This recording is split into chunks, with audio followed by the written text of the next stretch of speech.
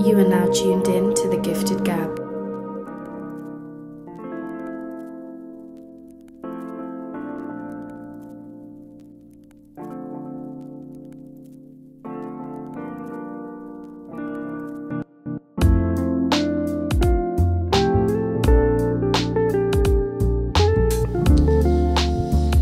We're here, Mr. Willett. What's up? In the cut. Long overdue. Oh, hell yeah. You've been busy. Man, since like the first day this podcast started, we talked about it. Like since the Gifted Gab, like very first episode, I swear. I hit you up and be like, yo, I need to get on that. So it's been a very long time. It's been a minute. Yeah, it's been a minute, bro. You know, you kind of seen like you seen the evolution of it. Nah. I remember even just before everything started, just those Cactus Club nights, those nights wherever we were 3 years ago, when we first kind of like started meeting up and stuff, and just hearing your ideas and wanting to get into the content game, and then seeing you actually, you know, go through with it and, you know, push it to where you have. I'm proud. Thank you, bro. I'm proud. Appreciate friends. that. Yeah, it's dope to see. It's special when people, you know, have kind of like, people obviously become fans at different points, but when someone's been there and seen the evolution and seen the process, the progress, and like also like the trial and error, and like trying different things, and like we've had that conversation, like, you know, even pushing like that barbershop conversation, you didn't know if it was gonna work, or just went for it. I feel like that's a big part of like society now, is like people just going for it. Like, what's the worst thing that could happen? Yeah, why not, right? Yeah. I mean, I don't know. People always like, you know, some people are risk takers or whatever, right. But it's not really risk. It's just like, you can plan so much. Yeah. You can, you should. Eventually, it's like you gotta just say, I'm doing it. Gotta be ready to take advantage of like little opportunities, because you don't know like what they could become. For sure. No, that's what you're doing too, bro. Yeah. I mean, I always like, because I was around basketball for so long, I thought, you know, I'd always end up doing something with basketball. Yeah. But which really, is natural too. Which is natural. Yeah. But really and truly, you know, what I've always wanted to do is music. Yeah. And that's what you do. Like, you find ways to bridge the gap. Yeah. It's tough. Like, it's tough to have a lot of different passions and like figure out where to put your energy, and like what works for you, and like what's stable for you, and then how to integrate your other interests into that. Like, it's not an easy thing to do. Like, it takes a lot of like thinking and trying to understand like what works and what doesn't, what's also genuine. Like, we talked about that, like not trying to force something. Yeah, it's definitely a hard process to do that. Absolutely. But you figure it out along the way, man. Like, you're never gonna have the perfect plan. You just start with a plan, and as it goes, you can adjust it, you can change it up, you can, for sure, you know, adapt. But you gone on and done it, you know. Yeah, hoops is that's the base that we were talking about the other day. Like, right now, basketball is the base for everything for me, because it's helped me build so many relationships. Like, that's how me and you met. Was somehow through basketball. Like, I met Bars at an open run at UFC. I remember that day, yo. Bars was just bringing it up actually. He was so confused on who it was. I was too. I was like, who's this guy, bro? This guy is like, I was like, yo, did he play at UFC or some shit before? I'm like, it's like, you know. Yeah, I remember that day. It was a good day for me. Yeah. No, it was a great day, you know. But like, you can tell like you didn't really play out here. Yeah, that's what the distinction was. We're like, this guy's not from here. That's what we thought. You know? Yeah. And then, you know, you kind of learn my story. Yeah, you learn the story, you play in the States, whatever. I feel like basketball is interesting because, like, it can give you a lot of people play basketball. Yeah. But everybody's experience in basketball is completely different. So different. It's actually almost as amazing as, like, the craft of basketball itself. No, I love learning, like, other people's stories through basketball. And that's one thing, like, I spent a year in junior college, and you hear the most interesting stories because you're getting people from so many different walks of lives. I mean, we had someone on our team from Denmark, we had someone on our team from Boston, we had someone on our team from New York, Vegas, you know, California, like different socioeconomic, like, realities. You know, it's very interesting. And like, I had experienced that a lot through like AAU and stuff, but it's still only guys from LA that I was playing with, right? So different neighborhoods in LA, but it was still just LA. But then to experience a team with like guys from all over the world, like, it was very interesting. And you get exposed to all these different people. Yeah. You learn it's like you don't get to travel to those places that they live from, but their experience, their direct experience, you almost feel like you've been there. Absolutely. And you kind of realize like a lot of the experiences that you may face where you were growing up aren't that unique to you. They're actually pretty universal across the board. You know, obviously, situations differ. Yeah, different countries are different, but a lot of the things, the nuances that you go through being a kid that plays basketball in life, you know, a lot of other they relate to that too. You know, and it brings you together. Leads to many fascinating relationships. Absolutely. Yeah. No, I have an interesting friend group, and I could say 85% of them is through basketball, and like some of them couldn't be more different people, but like this kind of bridges all of us, like the game. It's beautiful. Yeah, it's a beautiful really game. Is. It's a beautiful game. Sure. You know, and it brings people together, and like that's like if you can do something that can find a way to also bring people together. Yeah. Ooh, it's special. It's special. Yeah. That's why like what we've been doing, like just with our trainings and everything, like how neutral everything is, and how like we're allowed to bring in like have people from different clubs that are being able to train together and build friendships and stuff that maybe wouldn't get the opportunity if they're just sticking to their clubs. Or even our older guys, like getting different guys from different universities in the gym together, competing every day, like it just makes them better, but it's also like building a little basketball family together in a sense. And it's been super beautiful, like this last 7 weeks so far that, you know, we've been back from COVID, like that kind of family, like bonding that we've been having on the court lately. It's a family away from like your family. It's like a family like away from when you're at school. Yeah. You know, it's like a little cohort of you guys, you know, and it's with the same goal. That's it. I mean, that's like the thing that is so special is these guys might, you know, never know each other, but then they get in the like on the court together, and they all have this same goal that they're working towards. So it makes everyone so like in a unique situation that they have like no choice but to bond almost. Yeah, because it's a positive environment. Yeah, you know, for sure. And you learn a lot of lessons through sports that you necessarily wouldn't learn outside of sports. And saying that, the contrary is like same thing if you're like you do music in like elementary or you know school or whatever, and you play in a band or you're in a choir. You know, you're around music for an extended period of time. There's certain stuff you learn from music. Like a lot of people who actually do music and can play notes and stuff like that, like they're very, very intelligent. Yeah, I mean, people. Anyone who could put their like energy towards a specific skill or like something like that, like playing an instrument or playing a sport or something, and is like dedicated enough to like work to the point where they're at like a top % in the world for what they do, which is quietly, if you think like a lot of people, because only 1% of high school basketball players in the States play university ball. But so like if you could work your way into a 1% and like you've put so much passion and energy into that, it means you have like a very strong work ethic, and like you have certain things that translate over outside of that sport. Absolutely. It's the same thing with music. Like these people are so artistically like special, and they're able to like demonstrate like how they feel and express their feelings in so many different ways, and like they could work towards that. And so like in other aspects of their life that just carries over. It translates, directly translates, and it contributes to whatever you decide to, you know, for sure, to do after. You lived in California and Calgary. You lived in both places. It's an interesting, very opposite. Very, it's contrasting, you know. Which did you like better and why? I've actually gotten this question a lot of times. Like, I would say if I had to raise a family, I would pick Calgary.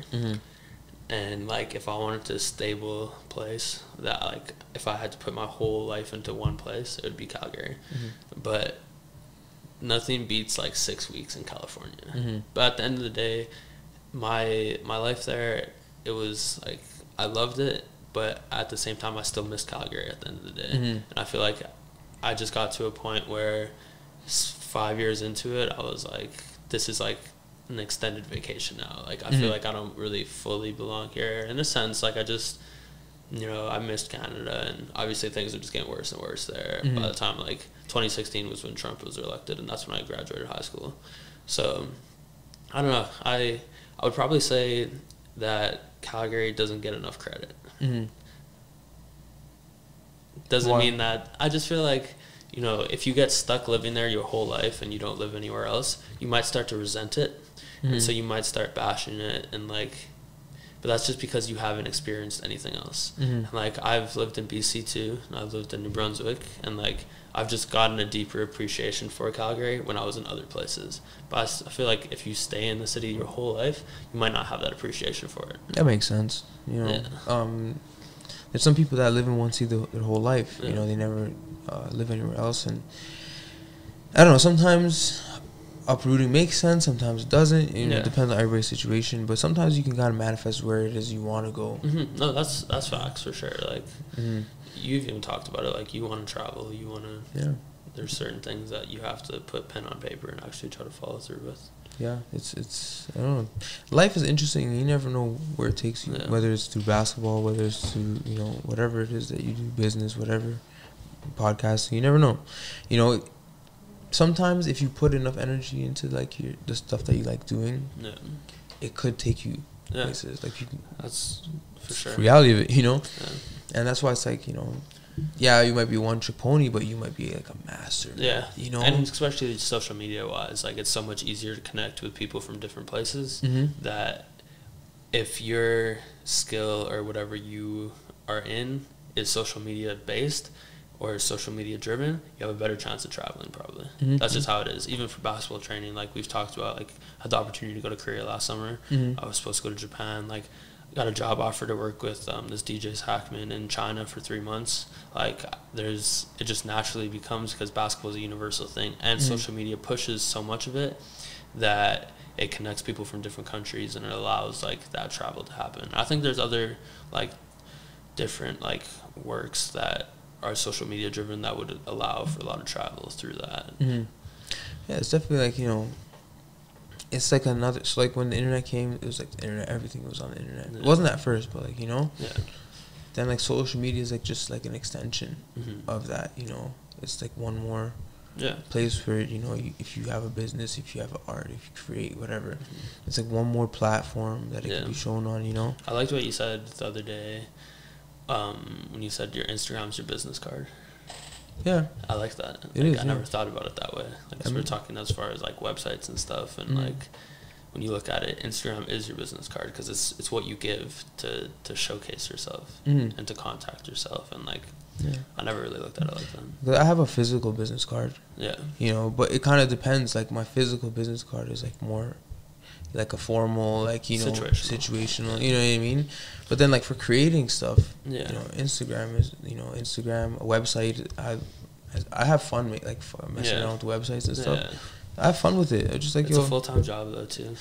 It is. Like, it is. I've definitely like, I resented it at like when I first started kind of getting into like the training business. Like, I just seen how many people like, it felt like maybe it was forced.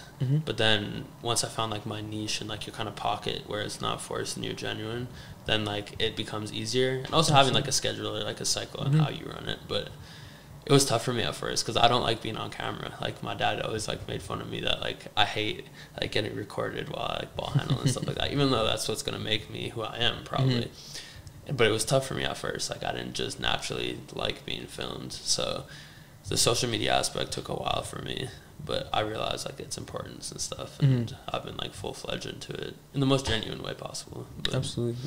I mean, you know, you can tell like through content, you can like tell there's so many ways to tell stories through content. Yeah, for sure. Do you know what I'm saying? And it's like, it's just one piece of content. People tell stories through music, poetry, art. You know, you could tell a different story with each piece of content. Skits, you know, stand up. You know, these are all different forms of art. And art is like, you decide if it's good or not. Nobody else decides. You decide it. You know, I go up here and I do the podcast. I'm like, yo, I'm gonna be myself. Yeah. And you know, people rock with that. That's sick. Yeah. People don't rock with that. It's not gonna change. You know, I came on here. You know, have real genuine conversations. And I think that's what kind of sets. It doesn't set you apart, but it's something that makes you special, and is in like your platform and like Andre, and just the fact that you don't force it. You know what I mean? Like, you are natural, and you can't say that for everyone. Like, a lot of people aren't like just being themselves, and they try to cater to what people will like, and you're doing the opposite, in the sense you're just doing what you would like and what you feel comfortable and genuine with, and then it's up to the consumers to decide if they like it or not. There's people that do it the other way around and say, okay, what is the consumer like, so let me just try to really fit that mold or that image so that I could cater to these people. Yeah, but that's draining. It's tough, and I see it in so many different like businesses and content creators and stuff, and you could almost tell after a while. And then like you could tell it's draining, and like it's just, at what point is it like, what are you doing this for? You know what I mean? For me, it's like I just try to keep like my inner child alive. Yeah. Like the creativity. I feel that. You know, when I was a kid, I was a class clown. Yeah. You know, which means I liked speaking. I liked, being like, I like the attention from, I like to make people laugh and shit. You know what I'm saying? I liked being humorous. I liked having the comedy. I liked saying funny things. I like to speak. Just you know what I'm saying? Yeah. And then, but I also liked music. Yeah. And I liked basketball, and like all these things that you do as a child and as a kid, you either like carry them with you into adulthood, or you just drop them forever. And it's like, it's kind of a shame if you just dropped all the things that made you unique up until all those years just to fit into society kind of thing, and it's like, doesn't that get exhausting? Like, no, it's like you're almost trying to keep up with a facade. Like, you're not able to fully like let your hair down and just like be yourself through like all your aspects of your life. That's like kind of a conversation that I feel like I have a lot with you and your brother and like our friend group, is that like I feel like everyone is truly who they are. Everyone's able to just be themselves around each other, and that's like what helps us like push each other and motivate each other. But also like we're never trying to be someone we're not, I feel like, around each other, and I feel like that's rare. That's why who you surround yourself with is so important. It's so important. If you surround yourself with people like trying to maintain an image, you might get caught up in that. You know what I'm saying? That's true. But if you're always around people who are the genuine selves, they're positive people. And like you always hear like your parents say that too when you're young, like like who you surround yourself with. And like as a kid, like you kind of like, it makes sense, but like you also are like, it's what you're talking about. Yeah. Like you're not really thinking about it actively, like in your conscious. But as you get older, it's like the older and older you get, like the more it makes sense. Like you have to actually be around the right people. Yeah, you do. Because I've seen people who are the right people, but they're around the wrong people, and it just alters their life like so much. It's one of those choices, that you have to kind of make throughout your life, and some of the choices are difficult.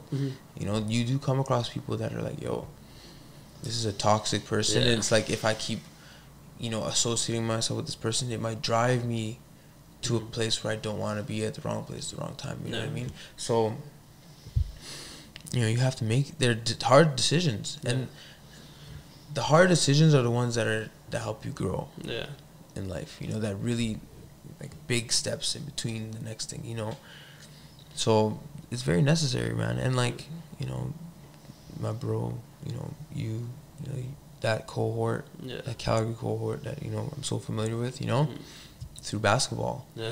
It's like I see a bunch of young guys that are hungry, that want to make impact somehow, some way, but they do want to do it by themselves, like for themselves, genuinely. Whether it's through basketball, whether it's through there's so many guys from out of Calgary that I know and have a good relationship with, and they all have unique like grinds. It's like I never really seen so much different stuff. I never seen a group of people that are into so many different lanes. Some are in fashion, music, football, fitness, just clothing, like there's so many different like basketball. And it's so great to see like people finding their passion. You know what I mean? Because that's something not to like fully get, like you can't take advantage of that, because a lot of people don't find their passion. Like it's a luxury, man. Like it's a luxury to have a passion. Yeah, and then if you can monetize that, obviously, the better. Yeah, but it's like it comes when you don't think about the money. Yeah. You know, it comes when you just doing it just because you like doing it. And you find a way to make some money on it, but you still enjoy doing it. And then you keep on doing it and doing it. It adds up. It's so many reps, you know. That's what I realized, like, it's all, no matter what it is, you learn it from basketball. Yeah. But it translates to everything. It's about the reps, you know. You miss a couple of shots, you know. Feet weren't the right way, you know, but then you fix it the next time and you keep trying to fix it and fix it, and eventually you nail it, and it becomes, and then it's about making it habit. Yeah. A funny, like, kind of topic that me and Bars were talking about on our Instagram, like, the benefit of basketball allowing you to be in other people's, like, kind of how we're talking about learn other people's cultures, but, like, how sport creates, like, such a brotherhood that you get to kind of have the luxury of some people who might not play sports, who are stuck in a little bubble, that they might not meet people of these other cultures and, like, have that appreciation.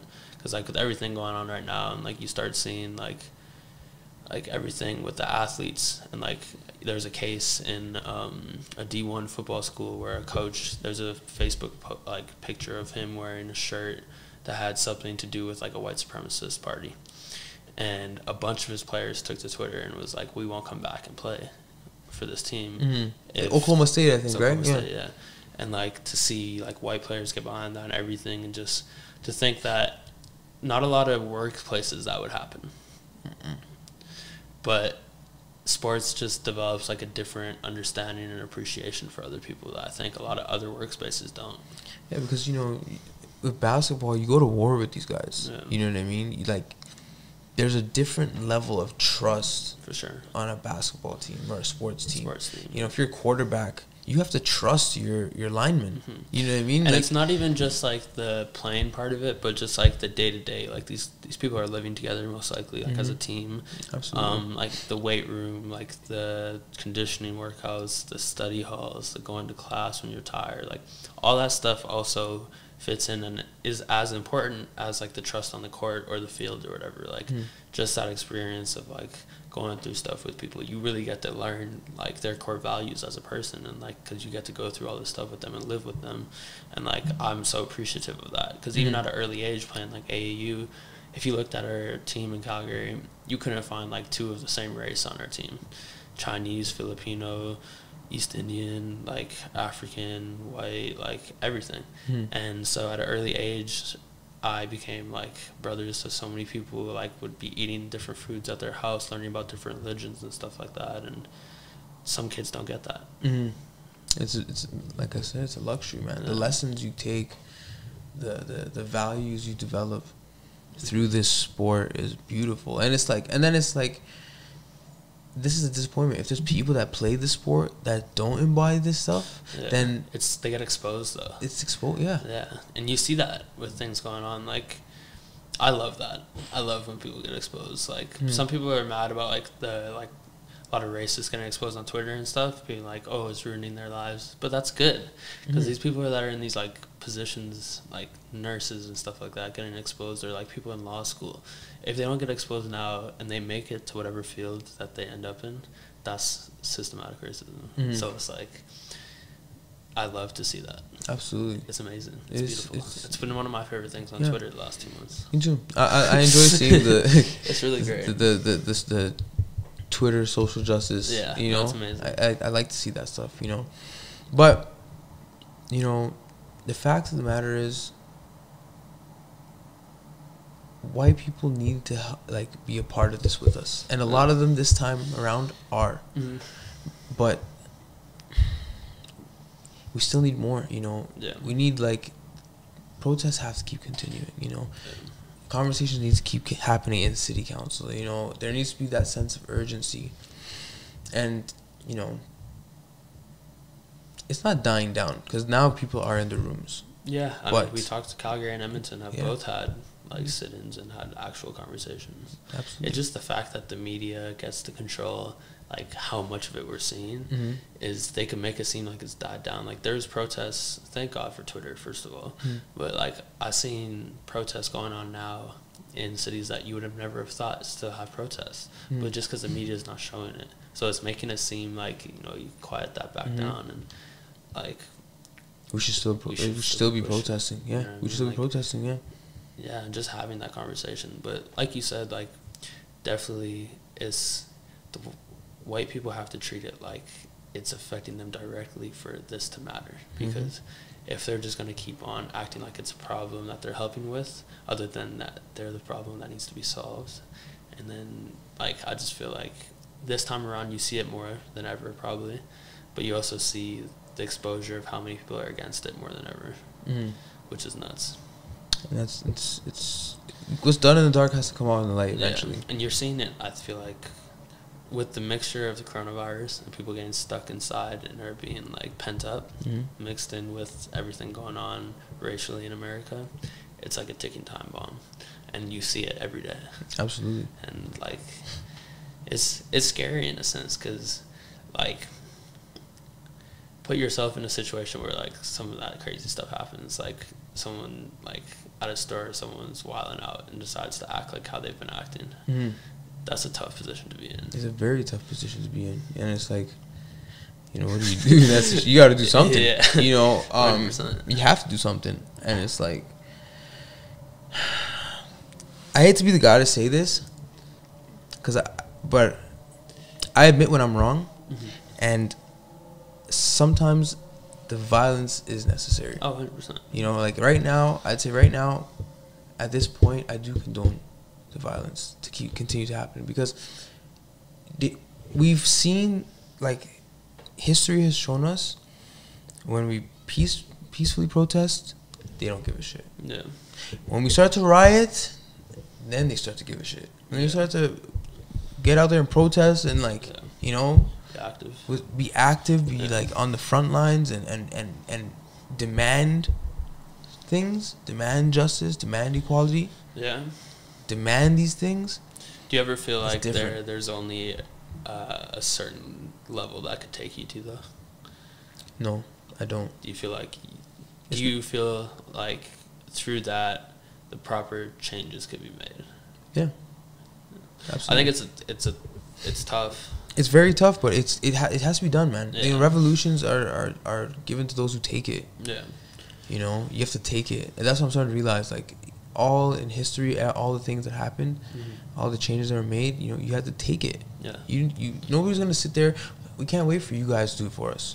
No, but in a sense, like, there has to be other things attached to the protest to push it forward. Absolutely. That's more what I meant. Absolutely. Like, the protests, the march, the riots will get to a certain point, but from that certain point, there then has to be internal changes. It has to be. It's a combination of everything. Yeah, for sure. It's an all around game. 100% agree. You know, people think it's more than one lane, and you know, it's about coming together. Yeah. You know, teamwork, that brotherhood. You know, and that common goal that you were talking about. You with basketball, you get on that court. You don't know where these people come from, but the goal is the same. It's the same thing with this. You know, the goal is the same. We want equality. You know, so there's levels and there's different things that different people are good at, and they have to come together and use your strengths. Right. Use those strengths and you know, make things happen, and that's how you push the conversation. You know, maybe I'm not good at, you know, writing, okay, but I'm good at research. Okay, then I contribute that way. Maybe I'm good at protesting. You know, maybe I'm good at, you know, find your niche. Yeah, you find your niche within the movement. I think I've really, like, kind of gravitated towards the wanting to have conversations with other people and like the educational part of it. It takes education. I feel like that's something that everyone could do. You know what I mean? And I feel like it's really important for anyone who has a voice that reaches children and people who sometimes don't have these conversations, who are only getting their information off of what they see, to learn something else from someone else. I think that's super important. And just for them to have someone to talk to if they have questions about it. Sometimes you don't feel comfortable in your own home, some of these kids having these conversations. So I think that's important too. My pops always used to tell me, like, the fundamental form of communication is talking. Yeah. You know? And if you have, you know, if you have kids and you don't actually have conversations, like actual conversations with them about real life conversations with them, then they will never be able for all the things that happen in the world. You know what I mean? That's one thing about my pops, and you know, you've worked with your dad too. You know, like that conversation piece is very important. You know, that dialogue that you have with your pops, and you know what they went through, and you can avoid a lot of the mistakes they made. You know, and that's the same thing for the next generation. Absolutely. Like for us with our children, like you're gonna have to. You don't want them to make mistakes you made. You want everything to be better for them in a sense. So, like, it's almost your role and your job to try to pass down and like to have serious conversations like about everything. Absolutely. Because schools aren't going to teach you that much. The school system here is. I never went to like school here in Alberta. Yeah. I went to university, so like my only reference is university. Right. Which was but you know, my understanding is the high school system doesn't do due diligence. Yeah. I didn't go to high school in Calgary either, so it's probably tough for me to say, but just the education system in general, from my understanding, and kind of, like everywhere, to be honest, like they only cater to certain things that you learn. Right? We had that conversation about like the lack of Black history, Indigenous history being taught, not from the white people's point of view, but even just as far as like I think the high school system, how I took classes, like should be changed. There should be more like university, high school, like that you take things specific to, like there should be some broad things you need to learn, like with writing and stuff, but you should be able to pick things that can relate to your life and your passions and what you're interested in, more like university. Because it's like, man, I took chemistry. I'm going to be honest with you, I don't even remember what chemistry, like anything about it. I'm never going to use chemistry. I took chemistry twice, and it gives you like if you're ever reading something about, you know, science and chemistry, it gives you a little bit of understanding. But I wish instead of chemistry, I took a class about how mortgages and buying a house works, and how like loans and like interest plans and like how like to work like through a bank, or how to start a company, how to get an LLC, how to do these things, how to do taxes. I wish I would have learned that. Yeah, that was instead so of chemistry. You know what I mean? Like absolutely. You know, I think that stuff is super valuable, and like, you know, for me personally, I had to go out and learn a lot of that stuff myself. You know, I didn't have any understanding of it. You know, even in school, I didn't really learn anything about it. Yeah. But what school had taught me, university, was how to access information. Yeah, that's facts. You know, how to find information, how to know when information is credible. Yeah, that's one thing that school taught me. That I'm like, okay, this is, and how to understand that. How to understand that information and implement it. You know, so. You know, education is super powerful, no matter what form of education it is, whether it's self-education, whether it's formal education. So the narrative that, like, going to college or going to university is dead, like, I don't agree with it, because maybe I'm biased. I went to college, I got a university education, and it showed me a different way to look at things. You know what I mean? I think everyone's route's different. I don't think, like, it should be forced upon anyone, but like you said, any education is good education. And it allows you to meet new people, and there could be opportunities that could come from your school. And I mean, my brother, he graduated with a natural science degree and a minor in communications. Well, one of his professors from his minors in communication paid for his master's, hired him to work for him as a research assistant. He still does work for this teacher to this day. And, you know, it's helped him become a professor at SAIT. He does different things, and there's an opportunity through school. So, you know, school does, there's a lot of benefits to it. It's just not for everyone. It's not for everyone, and, you know, what it is, it gives you a different lens to look at, like, life, you know? So there's a lot of things I wish, like, I'm a sociology major, or, like, that's what I'm graduated in.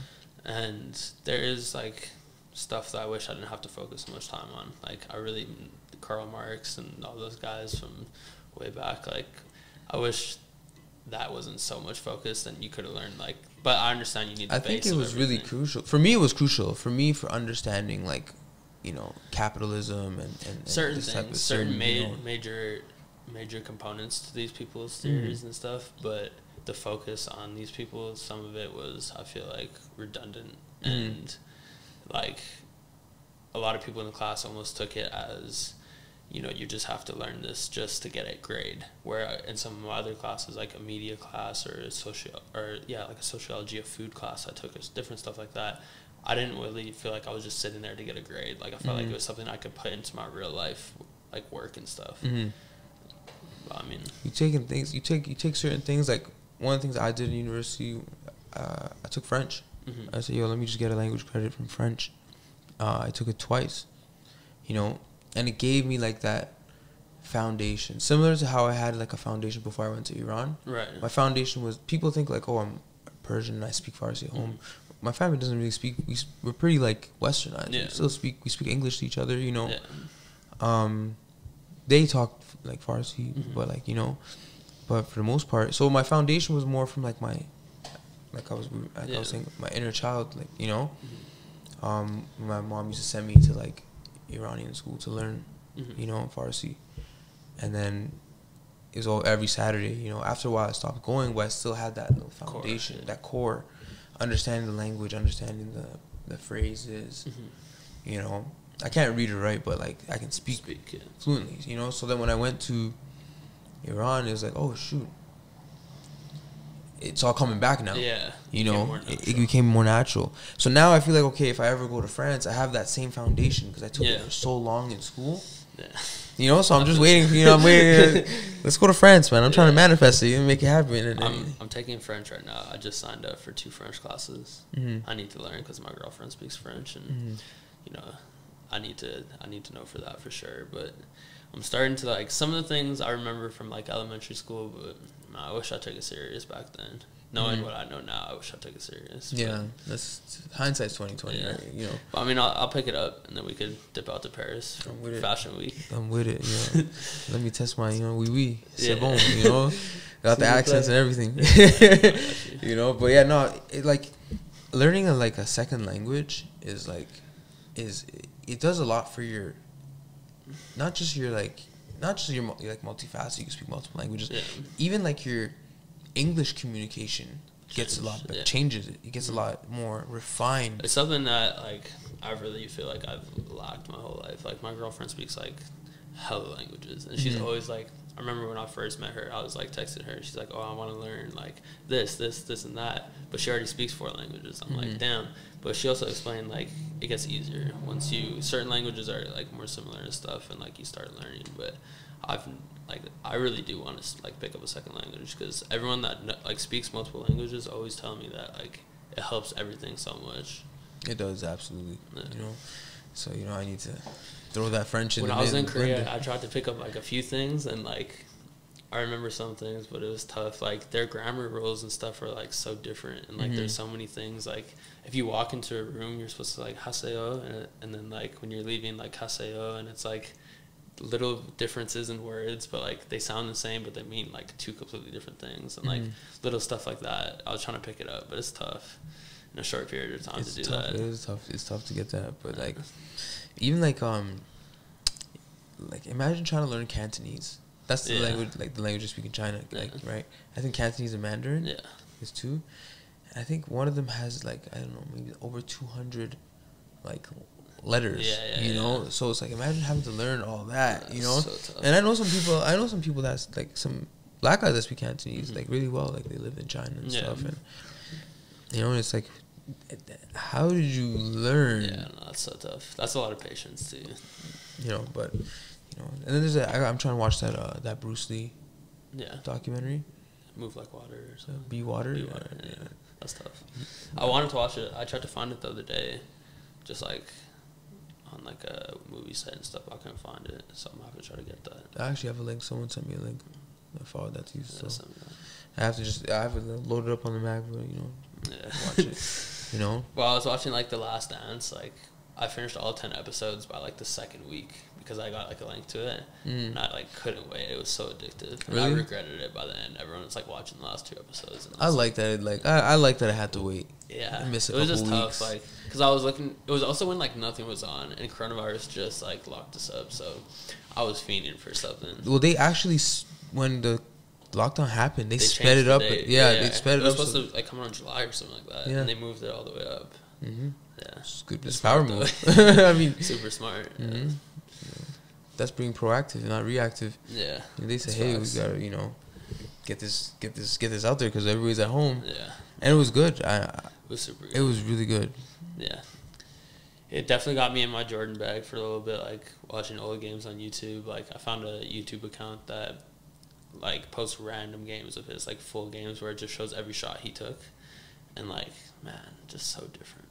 His stats are actually nuts if people really take them in. Like, there's only 1 year ever he didn't average over 30 in the finals. 5 out of 6 years over 30, 1 year over 40. Like, are you crazy? That's actually nuts. Yeah, and like just if you watch his, like, look at his game logs in the playoffs, like a series, like 5 games, he would go like 35, 20, 45, 45, 52 or something like that. Like it would just be a nuts. Like every night he would be putting up like unbelievable scoring numbers. Like, bro, nobody ever averaged over 20 on the team with Jordan. That's a very interesting stat. Pippen wasn't out there getting 20 a night. No, he wasn't. His prime, I think it was 19.7. 19, yeah.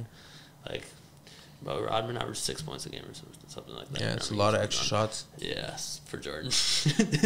Like he's just different. Him and Kobe, just different. That's why I always like when you compare them, they're the same. You know, it's just like Kobe. He was more skilled. You know, he played in I think he played in a much tougher era, because you have to go up against AI, T-Mac. You got to see what BC. Kobe was doing in the playoffs from like 2007 to 2010. Mm-hmm. San Antonio Spurs, the Nuggets, the Suns, all 50-win teams, and Houston. Yeah. Okay, these teams used to get like. Kobe would just dismantle. It was actually bad. It was tough to watch. And it was always the teams with the best defenders. Mm-hmm. He took it so personal. Shane Battier. Raja Bell. Yep. Bruce Bowen. Just all the guys who are like supposed to be lock-up defenders, 40 on their head every night. It was beautiful. It was beautiful to watch. And it's like just that whole like playoff run for like 4 or 5 years there. When he still had a little bit of hair with the 2-4, was crazy. Mm-hmm. That was nuts. That was a different, right? That was a different Kobe, man. That was him at like. I have 2 points where I think he was at his best. Okay, let's hear him, because I have my own opinion on this. So 06 to about 10. So 35 points a game to second ring, to fifth ring. Yeah, that 4 years for him was because the 2010 year, I think he had like 6 game winners. Or 5 game winners. Or was it 2009? No, 2009. It was the year he didn't win MVP, though. Yeah, no. So he won MVP, I'm pretty sure, the year they lost to Boston in the finals. Exactly. The next year when they won against the Magic was the year that he hit all those games. Yes, sure. And it was 6 games. Yeah. Those 6 games, if they lose 3 of those games... Yeah, I've seen some crazy stat. Like, they like drop from like... at the top to like 7th or something like that. Yeah, like, that is nuts. Yeah. You have to. I'm sorry. Like, LeBron had a great year. They won 60 games. You got to give Kobe that MVP and a ring. And he got a ring. Yeah, he got the ring. Yeah, and I'm pretty sure like that was like a 29 points per game year or something like that. And then 20 right before he ruptured his Achilles. Okay. 2013. Those were his 2 best, do you think? That year, he was different that year. Like, he was force-feeding that team to wins. Force-feeding, but it was so refined. It looked so effortless. That was, like, probably the prime of him not using his athleticism at all and still putting up 30 a night. Yeah, that's exactly what it was.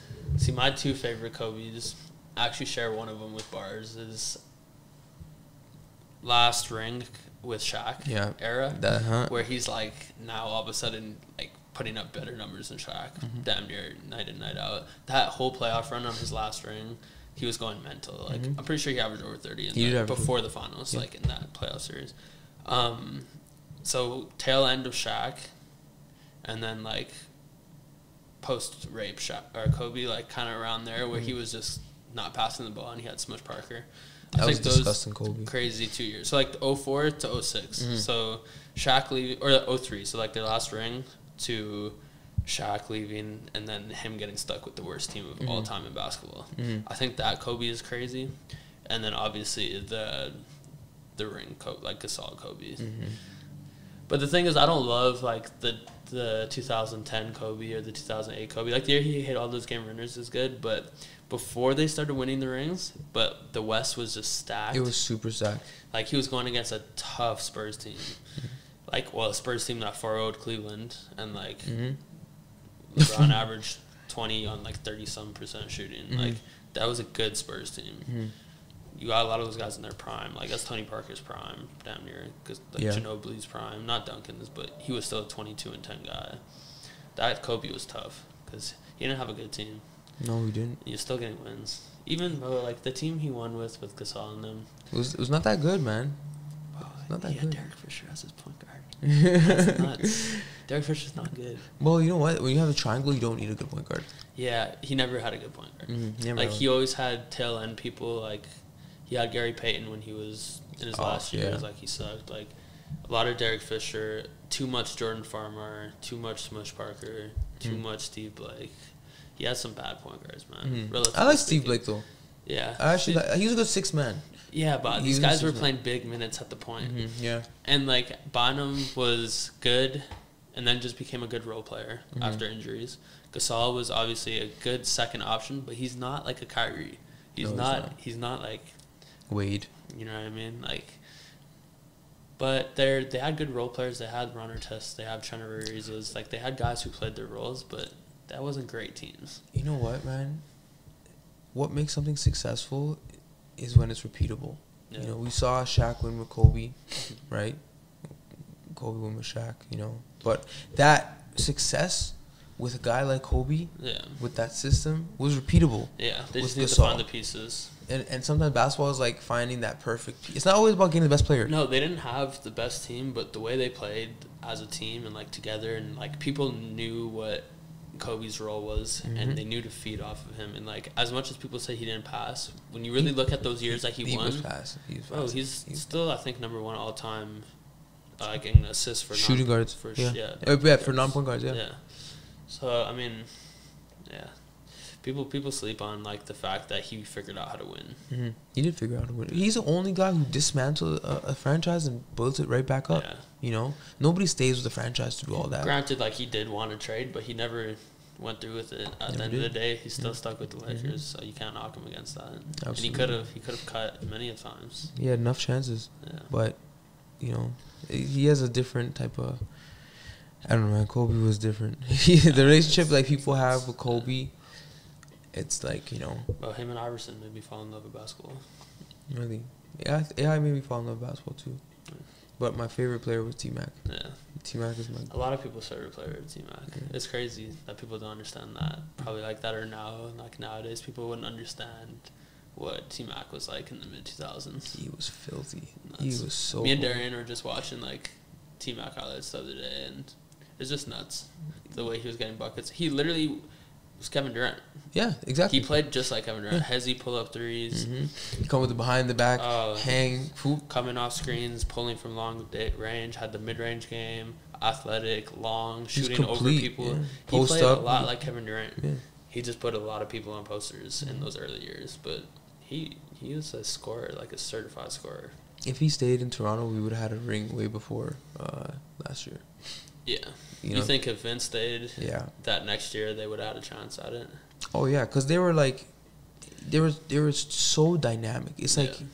That's one of my favorite 2K teams. Oh. Like, you look at Jordan and Pippen, they're so dynamic. You can't double-team any of them. Same thing with Shaq and Kobe. Yeah, the amazing defenders can't double-team them. You tell me T-Mac doesn't stay with Vince, two elite wings? Oh, come on. And they, like... just naturally, they would get pieces through that evolution with that team. They were so young and everything. Like, but yeah, it's sad. It's sad. But he was good, man. T-Mac was really good, bro. And that's and yeah, when people are always like, you know, VC is the guy, was the Toronto guy. Yeah, he was the guy that put Toronto on the map. But for me, I like T-Mac. T-Mac was like, T-Mac was the guy, man. He had he had everything, man. Yeah. He was so ahead of his time. And, like, you know, that whole era of shooting guards, Allen Houston, you know, Ray Allen, early years. Well, just, I feel like even the era from, like, the late 90s to, like, the mid-2000s of just scorers. Like, if you looked at the points per game leaders in some of these years, it was actually nuts. Like, I forget if it was, I think, 05 where Iverson was leading the league with like 34. 34, yeah. Yeah, but then you had Kobe, who was over 30. Mm-hmm. You had LeBron over 30. Melo over 30. I'm pretty sure that was the year McGrady was over. Oh, no. McGrady was before Gilbert that. Arenas was over 30. He was at like exactly 30 or something like that. There was like 6 guys over 30 points a game. That's nuts. Yeah. That's incredible. And if you think about the pace of play and the points per game then compared to now, and these guys are putting up those numbers, that's ridiculous. It's like they were averaging 40 down near nowadays. Absolutely. And you know what? That year of basketball was a great year, first of all. Yeah. Second of all, this is one thing about analysts I hate. You want to be a real analyst? Look at that season and tell me what was different about that season that all the points per game was higher. That's what a real analyst does. Yeah. Not look at this person's points per game like, oh yeah, he's terrible and no. Stats don't tell the whole story. Yeah. And these are like tough one-on-one buckets that these guys are getting. Oh my god.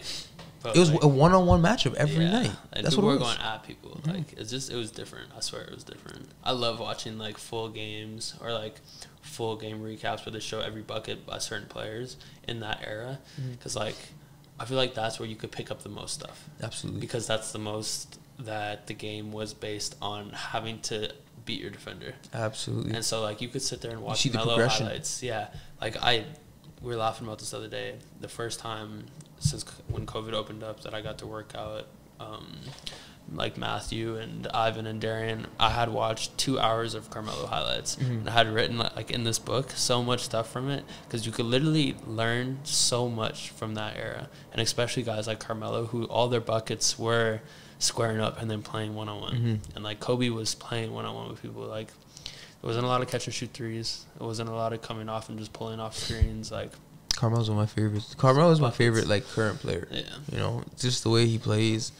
It's always one-on-one, and like one-on-one is actually like growing up playing one-on-one, which is the luxury of having a brother, is like you, especially if you're a younger brother, you have to figure out how to beat your older brother. No, for sure. And it's an early example of like failing and failing and failing and failing. Like, even like I remember when I first moved to California. And me and Eric Rawwire used to play one-on-one. Okay. Now, for those who don't know Eric, when I was in 8th grade, I was tiny, right? I was 5'2", 5'3", or whatever, 100 pounds. Now, Eric, when he was in 9th grade that year, was 6'4", 215. You know what I mean? He looked like Julius Randle to me. So that's so funny. We would play our one-on-ones outside and stuff. But when it got serious, he would turn into that Julius Randle and just keep spinning off me. But I wanted to fight. I was so mad. I remember him just laughing and stuff. But it made me figure things out. And that's the same as like playing one-on-one with my dad when I was young. He's 6'4", right? Long arms, like all that stuff. So I had to learn like all these hezzies and like offer them shots, offer them floaters, stuff like that.